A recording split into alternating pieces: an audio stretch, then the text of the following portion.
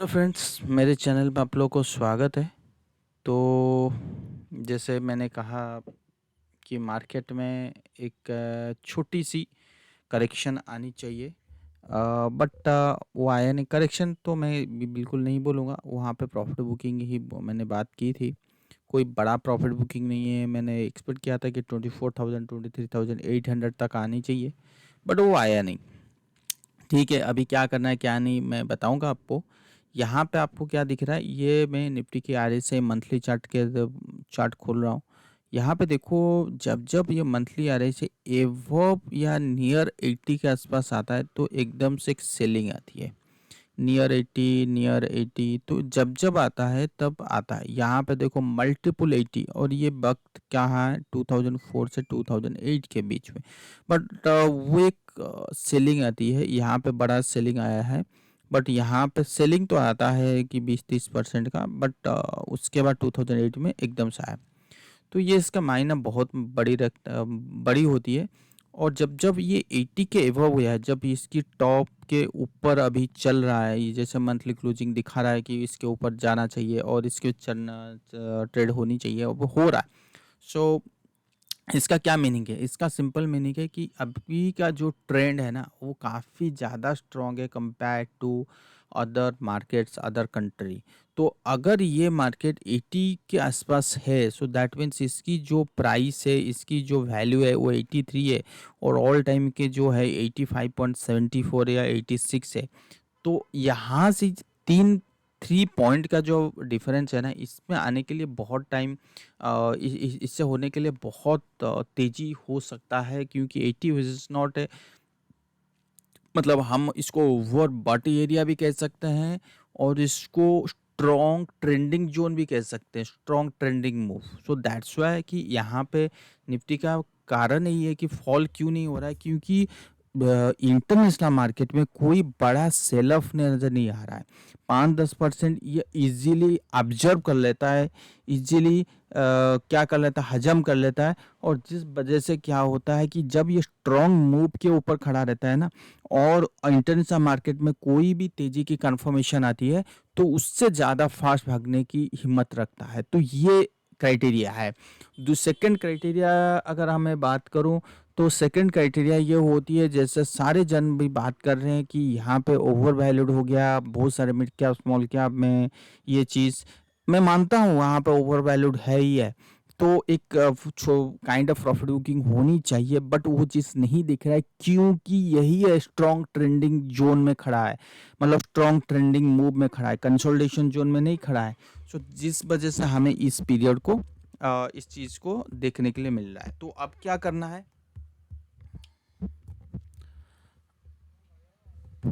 अभी क्या करना है, अभी हमें क्या करना है,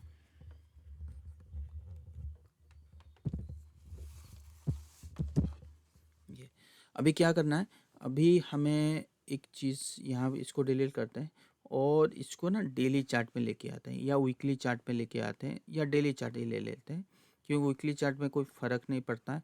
और इसको इनविजिबल करके इचिमोको लगा लेते हैं। देखो, जब तक इसके नीचे नहीं आ रहा है, अभी का सिचुएशन बात बता रहा हूँ, क्यों इसका रीजन भी बताऊंगा। जब जब तक इचिमोको के नीचे नहीं आता, या अगर आपके पास इचिमोको नहीं है, ठीक है, या आप मूविंग एवरेज लगा लो, सिंपल मूविंग एवरेज लगा लो। तो मूविंग एवरेज में क्या होता है, यह है 50-10-20 का एक्सपोनेंशियल मूविंग एवरेज। हमने क्या देखा, जो कि 200 को टच किया और 200 को टच किया। जैसे मैंने कहा था कि एक बार यहाँ तक आनी चाहिए, सॉरी एक बार यहाँ तक आनी चाहिए, बट हुआ नहीं है। अगर ये एक बार आ जाता तो यहाँ से कंसोलिडेशन करके बहुत ही प्यारा मूव होती है, बहुत ही कॉन्फिडेंट वाला मूव होता। बट यहाँ पे क्या है मैं बताऊँगा आपको। यहाँ पे क्या है कि ये जो डिस्टेंस है ना, प्राइस और मूविंग एवरेज का जो डिस्टेंस, ये 200 डे मूविंग एवरेज का, ये डिफरेंस बढ़ते ही जा रहा है। ये देखो डिफरेंस यहाँ तक आया, इससे ये बढ़ रहा है। तो जब जब डिफरेंस बढ़ रहा है ना प्राइस का और मूविंग एवरेज का, सो दैट मीन्स वो एक काइंड ऑफ बबल की तरफ जा रही है। और जैसे ही डिफरेंस बढ़ता रहेगा, ऊपर से हेल्दी सेलिंग भी हम होने के लिए तैयार भी होनी चाहिए। तो मैं आपको ये नहीं कह रहा हूँ कि आज कल से ही सेलिंग हो जाएगी, बिल्कुल नहीं। इसीलिए मैंने कहा कि बबल इम्पोर्टेंट, इतनी बड़े इम्पोर्टेंट है जब इंटरनेशनल मार्केट में कोई बड़ा सेल ऑफ नहीं है। जैसे मैं कह रहा था कि इंटरेस्ट रेट कट होगा तो हो सकता है कि यहाँ पे एक छोटी सी प्रॉफिट बुकिंग आएगा, बट ऐसा हुआ नहीं है। अगले दिन इंटरेस्ट रेट के दिन छोटा सा रेड कैंडल वाला बना, अगले दिन बहुत ज़बरदस्त बाइंग आ गया। मैं इंटरनेशनल मार्केट की बात कर रहा हूँ। तो उसके बाद फिर थोड़ी बहुत सेलिंग आया, तो कहीं ना कहीं उनकी मार्केट सेलिंग के में नहीं है।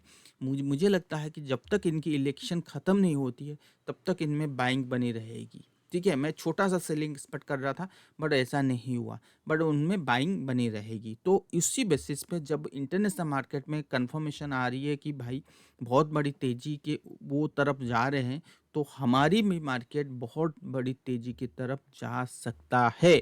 क्या उसके पास उतनी कैपेबिलिटी है, क्योंकि मैंने रीजन के साथ अभी बताया, आरएसआई को देखा के बबल की तरफ तैयार हो रहा है इसी सारे, और जितने भी लार्ज कैप है ना, वो ब्रेकआउट हो के वो ट्रेड हो रहे हैं। तो दैट मीन्स कि वहाँ पे भी एक अच्छी खासी मूव होने की चांसेस ज़्यादा बन रहा है।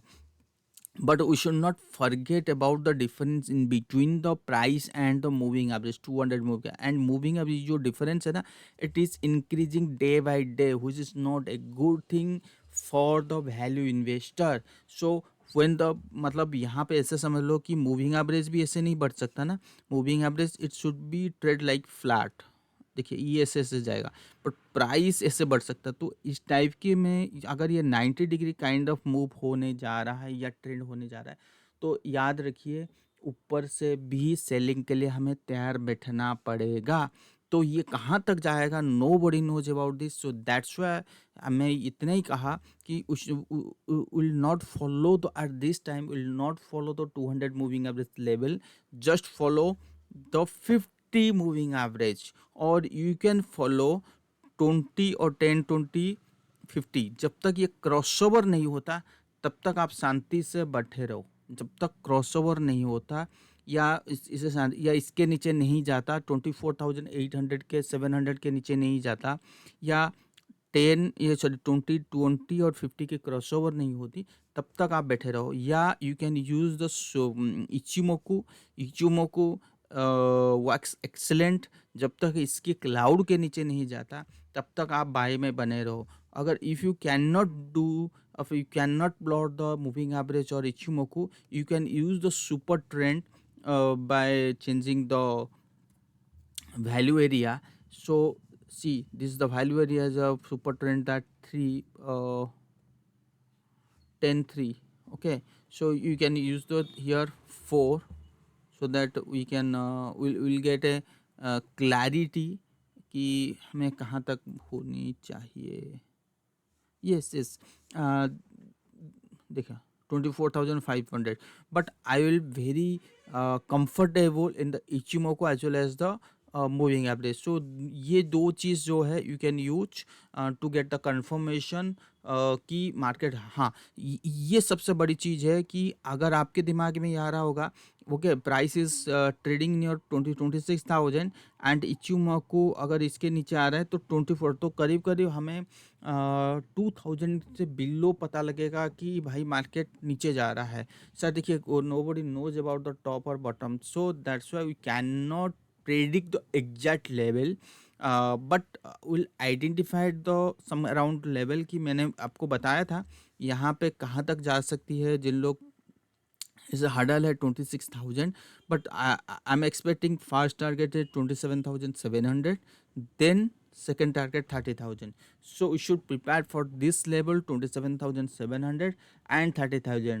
अगर if you will sell any stocks near the 27,000, don't buy any stock. अगर आपको लग रहा है कि कोई चीज़ आपने सेल कर दिया and market should fall, and after few days 1 2 days then market is going high, and you are at that time कि अगर आप ये सोच रहे हो कि मैंने कहीं गलती कर दिया, मैंने बेच के चलो फिर दोबारा खरीद लेता हूँ, don't do that, just live it, छोड़ दो। जो जितना पाना था जितना हो गया हो गया। So at that moment if will buy any stocks near the 27 और 28,000 level, you may be trapped, मतलब हेवी ट्रैप हो सकते हो, यू कैन नॉट एग्जिट। अगर आपकी जिसको कहते हैं ना गुरु शुक्र, ये कुंडली जो होता है वो स्ट्रांग है, सो वो निकल सकते हैं। बट हो सकता है कि बहुत बड़ी सेलिंग आ जाए, गैप डाउन ओपन हो, तो तरीके के बहुत तरीके हो सकता है। तो इतना हमें दिमाग में ये रखना है कि once it cross the 27,000, so not see to, मतलब हम मूड भी नहीं बनाएंगे to buy any kind of fresh shares. हाँ, ये एक चीज़ है कि we should prepare for the 30,000, 27,000 से 3,000 जाने के लिए। जाने में बहुत सारे स्टॉक के हो गए होंगे जो एक एक दिन में 10-10% की रैली देंगे। तो we should prepare before it happens. मतलब आपको सेल करने से पहले आपको कैसे ही इस चीज़ों को झेलना है, यू शुड यूज़ दैट। कैसे करना है? You can use the moving average, you can use the super trend, trailing stop loss, that's the theory. You can use trailing stop loss through the moving average और super trend और Ichimoku. कोई भी stock हो उसका trailing stop loss ले लीजिए, जब तक वो ब्रीच नहीं होता है तब तक निकलिए मत। तो trailing stop loss, if you can not find the actual trailing stop loss, actual तो कुछ भी नहीं होता है, so you can use moving average. जैसे ही मूविंग एवरेज के नीचे क्लोज हो, बुक करके निकल जाए। And if you need the confirmation कि भाई कैसे पता करें वो कंफर्मेशन है, सिंपल यूज इचिमोको और सिंपल यूज मूविंग एवरेज। मैं दोनों ही यूज दिखाऊंगा आपको। इसके नीचे जाए तो हम अपनी व्यू को कंप्लीटली चेंज करेंगे, from bull to bear, from bull to bear. So this is the very high risk zone जो आपको 5 मंथ 6 मंथ में जो बन रहा है ना, सो यू कैन अर्न और you can get the return with in 1 month. जो 6 मंथ में आपको हो सकता है कि 15% के रिटर्न बनना, with in 1 month you will get easily that 15 to 20% easily. I am saying you, just note it. ठीक है, अगर छोटा सा करेक्शन भी आता है इसी वक्त, इसी बीच में छोटा सा करेक्शन, मतलब यहाँ पे जाके फिर यहाँ पे आता है, देन तो ठीक है, कोई बात नहीं। अगर ये यहाँ पे जाके 27,000 28,000 पे भी करेक्शन आता है तो फिर तो दिक्कत है। तो दोनों में चीज़ में अलग है, ठीक है ना।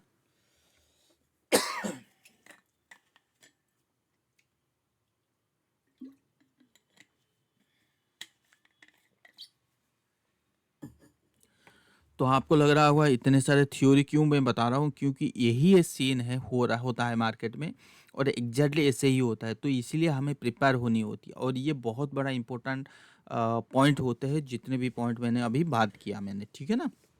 अभी अभी क्या करना है, जैसे ये मंथली वाला ये वाला ब्रेकआउट हो चुकी है और इस ready to fire, ready to fire, मतलब यहाँ पे कोई देखो ये नहीं। बट अदर थिंग्स, अगर आपको दूसरा दिखाऊं यहाँ पे, दूसरा क्या है, अगर मैं इसको फियर ग्रेड में दिखाऊं, तो यहाँ पे जो ग्रेड है ना, एक्सट्रीमली हाई जोन पे नहीं है, फिर हाई जोन पे जा रहे हैं। अगर हम यहाँ पे होके अगर ग्रिड में हैं, मतलब 25,800 हम ग्रिड हैं, तो सोचो 26,500 हम हो सकते हैं, we can reach the extreme grid, यहाँ तक आ सकते हैं।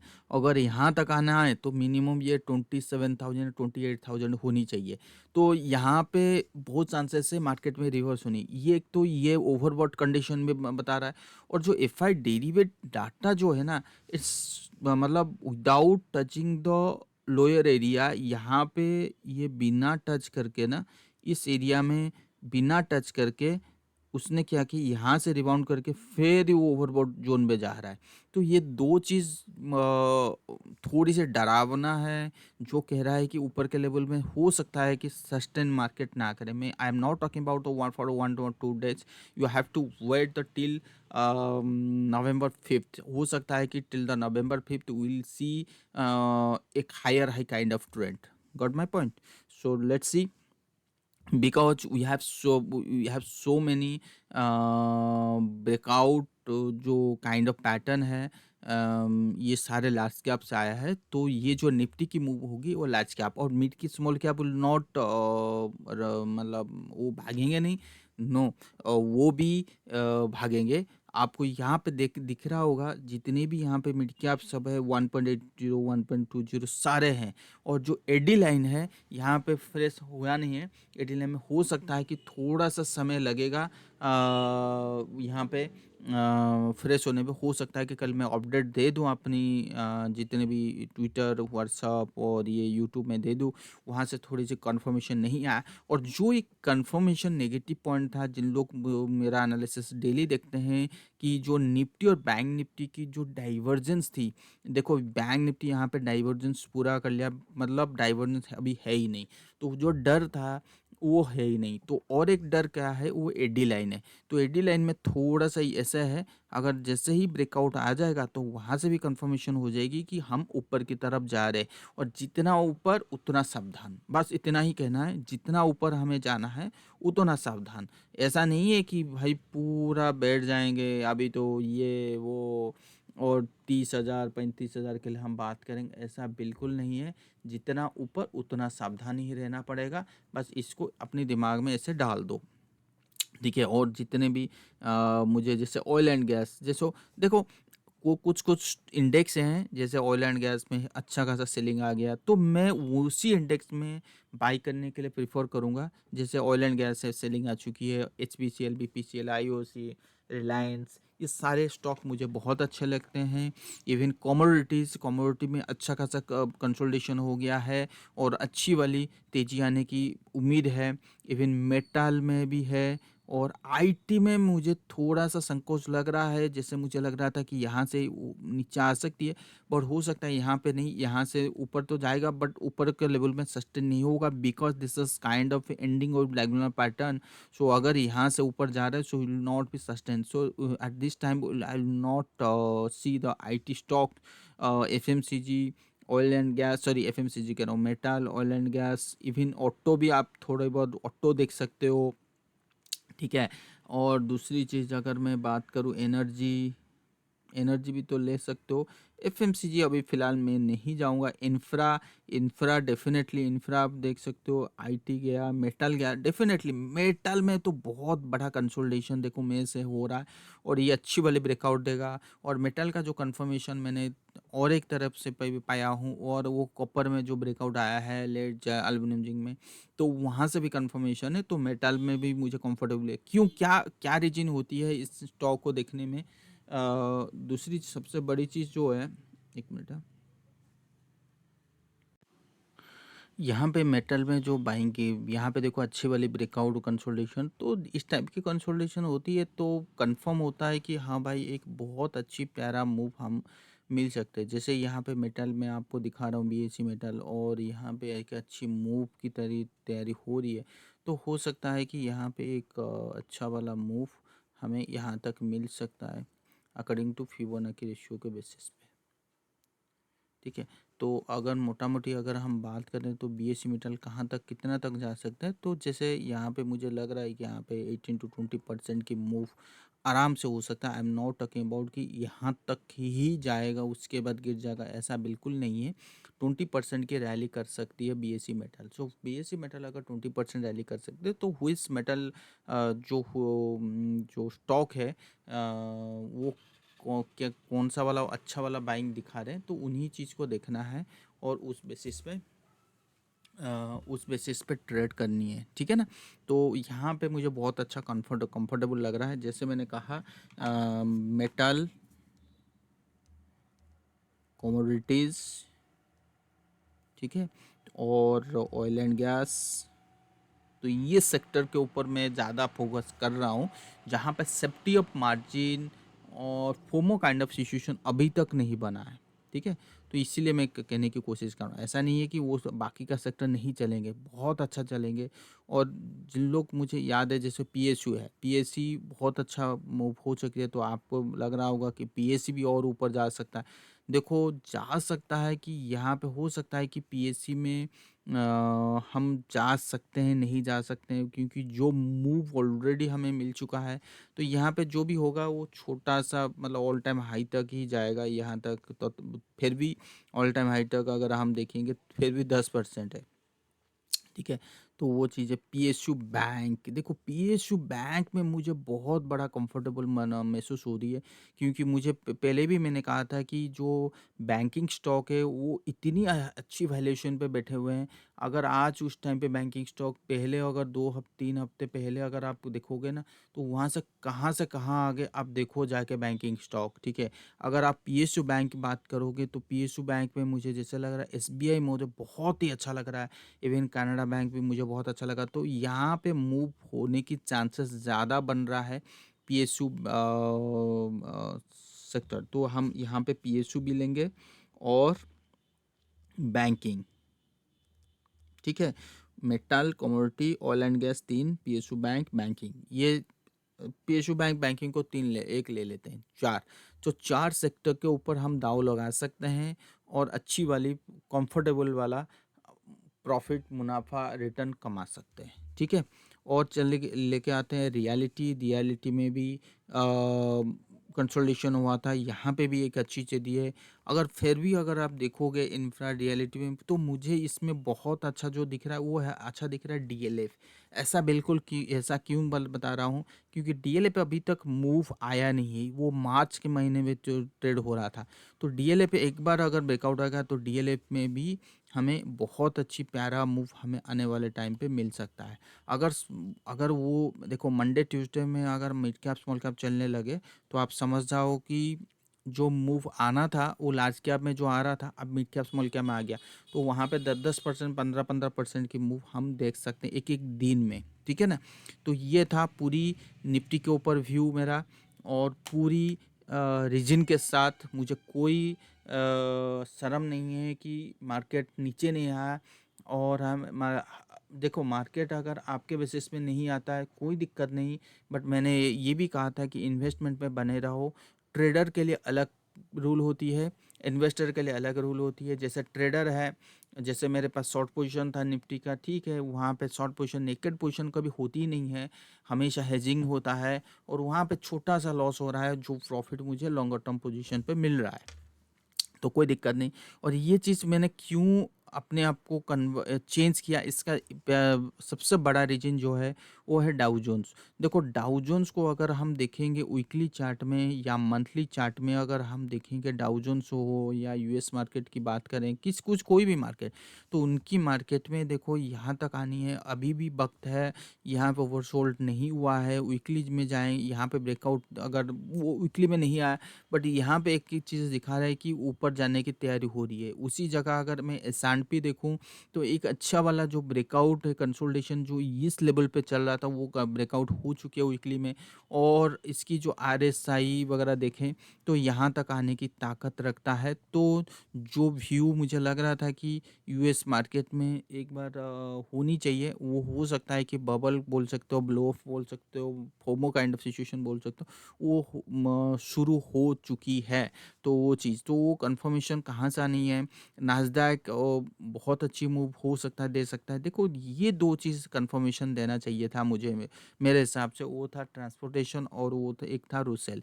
बट जब ट्रांसपोर्टेशन थर्सडे को इतना बड़ा रैली किया, ये देखो इतना बड़ा, मतलब 1.60% नियर ब्रेकआउट, अगले दिन 3% की फॉल आ गया। पता नहीं ये ब्रेकआउट होगा नहीं होगा टिल सितंबर नवंबर 5 तक, अब पता नहीं। अगर ये ब्रेकआउट हो जाता है तो एक अच्छा खासा कंफर्मेशन जोन मिल जाएगा हमें, किसमें, ऊपर जाने के लिए यूएस मार्केट में एक अच्छा खासा कंफर्मेशन जोन मिल जाएगा।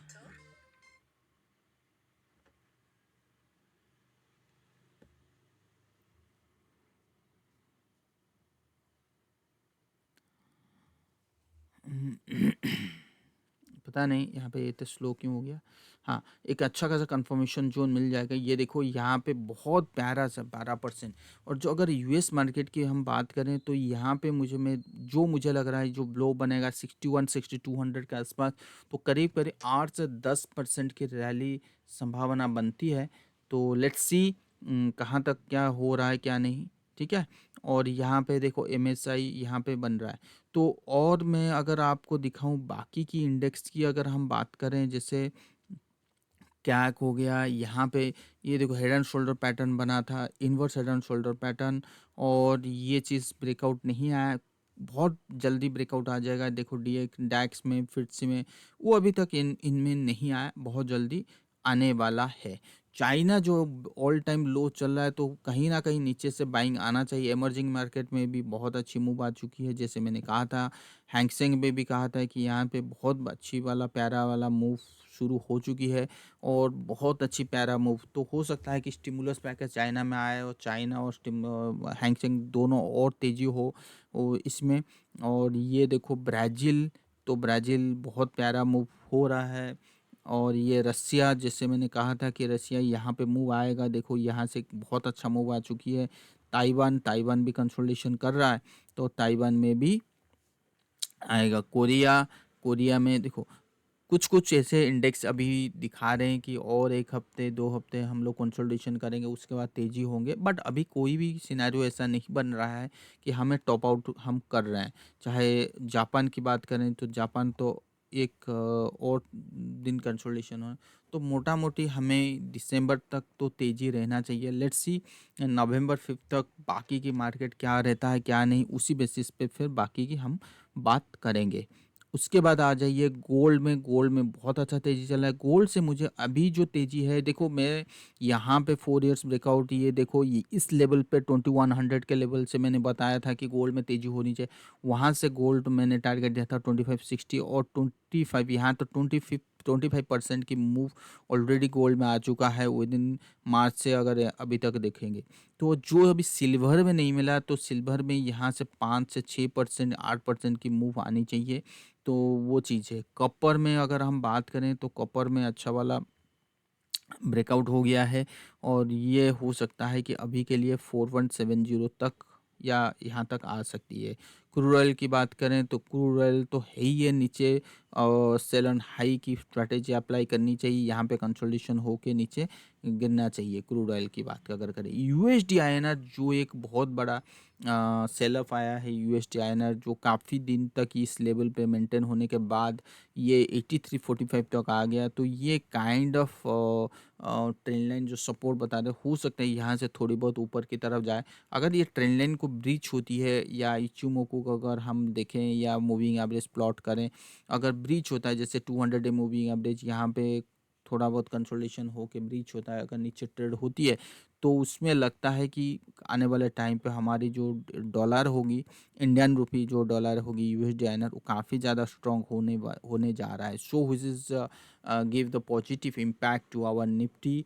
तो ये भी बहुत बड़ा, देखो 2-3 चीज़ें बहुत बड़ी पॉजिटिव हो रहा है। एक तो इंटरनेशनल मार्केट में सेलअप की बात हो नहीं रही है, बात मतलब वहाँ पे सेलिंग आ नहीं रही है। और दूसरी चीज़ यहाँ पे यूएसडी आईएनआर जो है वो स्ट्रॉन्ग हो रहा है, which is good thing for the Indian market.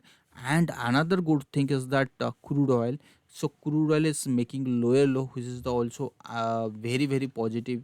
मतलब ये सारे स्ट्रक्चर जो है ना, मार्केट को और गर्म कर देता है। और when the nifty you are trading at the all time high and your RSI trading above the 80 and near strong trading zone, so at that moment we can see that is a higher high kind of trend move will see very soon। मतलब बहुत बहुत अच्छी move हमें मिल सकता है। so that's why I'm saying हम ऐसे जगह खड़े हैं, सो मतलब हम किसी की बात सुन नहीं रहे हैं, एंड हम ऐसे हाई बना रहे हैं जो डरा भी रहे हैं और जो अच्छा भी लग रहा है। ठीक है, तो ये था पूरी मार्केट के ऊपर कहानी। और चले आते हैं पूरी हमारी जो जिन लोग स्टॉक के बारे में हम लोग चर्चा किए थे पिछले बार बहुत सारे स्टॉक के बारे में हम लोग चर्चा किए थे, और उनमें काफ़ी स्टॉक जो है अच्छी मूव ऑलरेडी दे चुका है। ठीक है, काफ़ी मूव, जो अगर नहीं जिन लोग नहीं नहीं देखे, जाके एक बार देख सकते हैं। हमने अल्केम के ऊपर बात किया था, जाके अल्केम वो बहुत अच्छी रैली हो गई। वोल्टास की बात किए थे, रेडिको खैतान, इंडिगो पेंट्स अभी शुरू हुआ है। बजाज ऑटो जाके देखो यार क्या मूव है। एसबीआई कार्ड अभी शुरू हुआ है, जेके सीमेंट अभी शुरू हुआ है। बजाज फिंसर जो मेरा पिछले बार था, बजाज फाइनेंस, बजाज फिंसर, ऑप्टस ऑप्टस फाइनेंशियल, तो ये 3 था, वो अभी शुरू हुआ है। तो आज का क्या है कंफर्मेशन, ये देखो महिंद्रा एंड महिंद्रा मैंने दिया था, ये चीज़ नोट बना के रखिए, इसमें भी एक अच्छी मूव आ सकती है।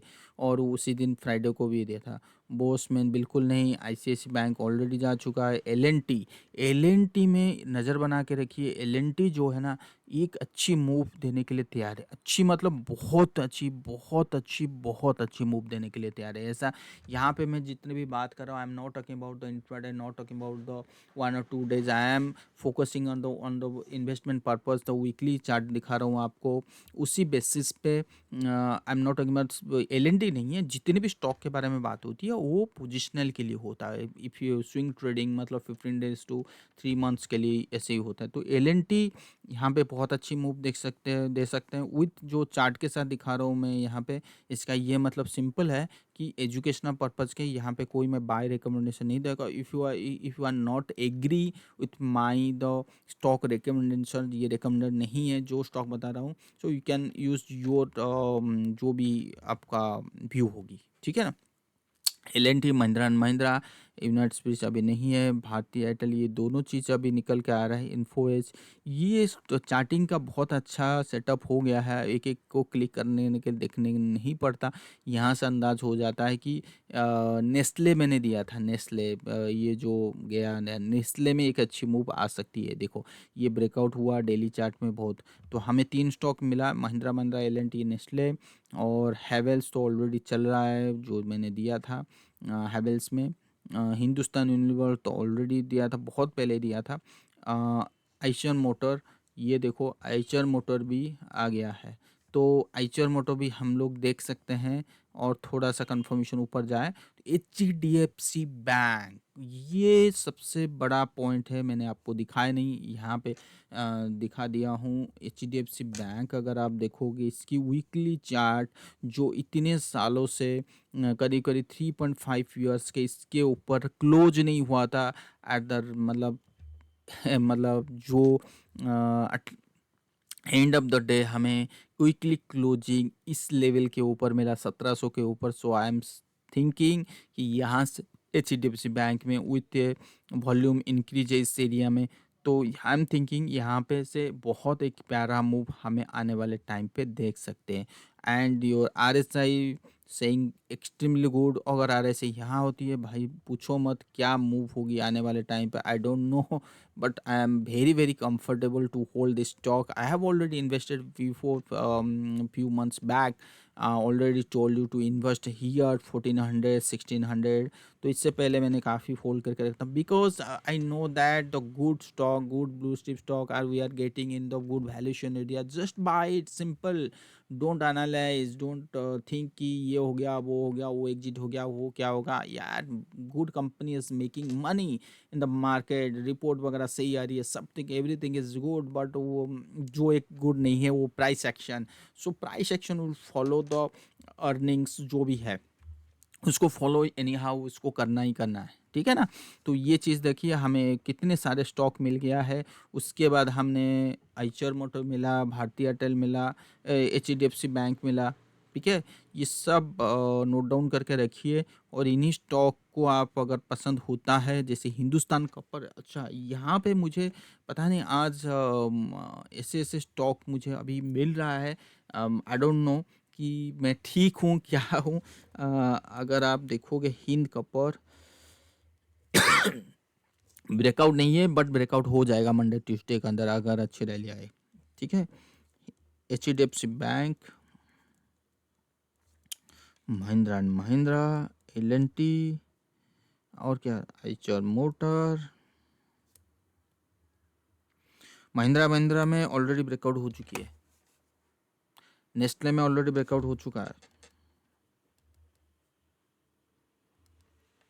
ठीक है। और हिंद कॉपर में ब्रेकआउट बाकी है, बहुत जल्दी हो जाएगा। कोटक महिंद्रा बैंक, ये भाई साहब जैसे एच बैंक ने लास्ट किया, एग्जैक्टली कोटक महिंद्रा बैंक भी बहुत सालों के बाद उसने क्लोजिंग दिया वीकली के बेसिस पे। ये देखो ट्रेंड लाइन ड्रॉ कर रहा हूँ, इसके ऊपर क्लोज ही नहीं हुआ था। इचुमो को अगर मूविंग एवरेज भी प्लॉट करें तो successfully close above this line, अगर मैं ये सारे चीज़ देखा हूँ तो एक्सट्रीमली वेरी वेरी पॉजिटिव जो जोन है वो कोटक बैंक है, मतलब ऑलरेडी ब्रेकआउट हो चुके हैं, ऐसा नहीं है कि नहीं हुआ। देखो नेस्ले में कन्फर्मेशन, कोटक में confirmation, Mahindra Mahindra H D F C confirmation. बाकी आपको यू हैव टू देखना है कि Hind copper, L N T, Eicher motor, बस देखनी है कि इनमें कन्फर्मेशन कब तक आएगा।